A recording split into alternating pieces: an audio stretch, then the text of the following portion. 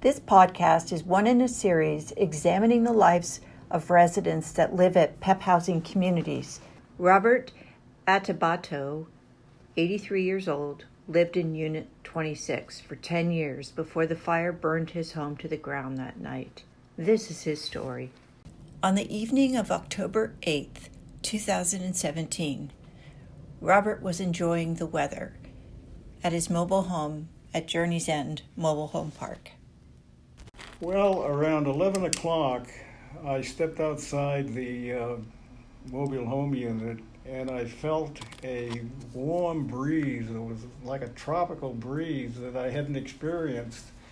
Then I went to bed around 11:30, and I don't know what woke me up.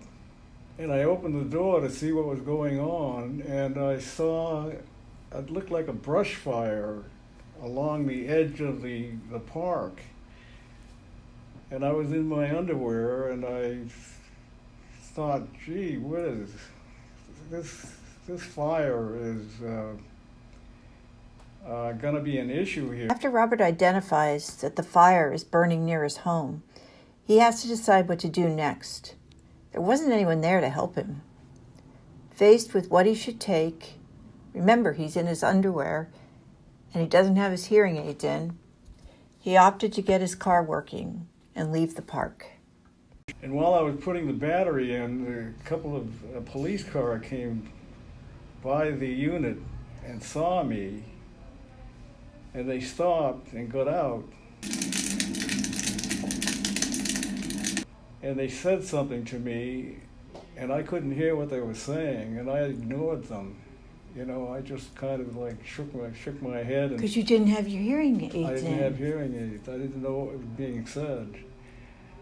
I suppose they were telling me it was a wildfire, and I said, what's the deal? Why isn't the fire department out getting this flame out? Because it looked like just the brush was going.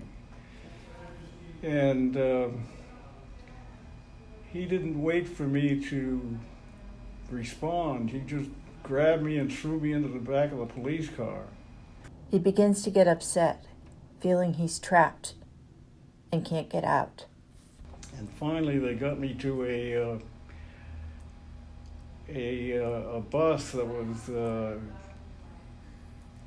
taking these assisted living home people somewhere. And there was fire on both sides of the road. Wherever we would go, there would be fire on each side of the road. It looks like the bus is circling around trying to get somewhere. I didn't know where at the time. And it circled back past the park. And I looked out there, and it looked like 60 candles all lit up. So I'm walking around Finley Center in my underwear, and I'm asking one of the volunteers that had a bag of clothing nearby, and I said, do you have any pants of any kind? And he looked through and he found what do you call it? Like sweatpants or? Sweatpants. Okay. Yeah. Everything going. No. Oh my gosh. Let me explain the Finley Center situation. I didn't have any, I had sweatpants on. I went around and I found another volunteer with a bag of clothing, and I asked if they had a shirt of any kind, and so I got a sweatshirt from that bag. And then I went to another volunteer that seemed like he was trying to be helpful. And I asked, do you have any shoes? Because I've been... Oh, you don't even have shoes on. I'm walking around in my bare feet for hours in the Finley Center after I got this clothing. And he said, no, we don't have any shoes.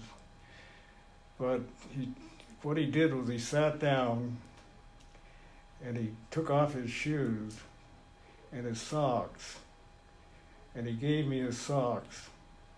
It was like a religious act.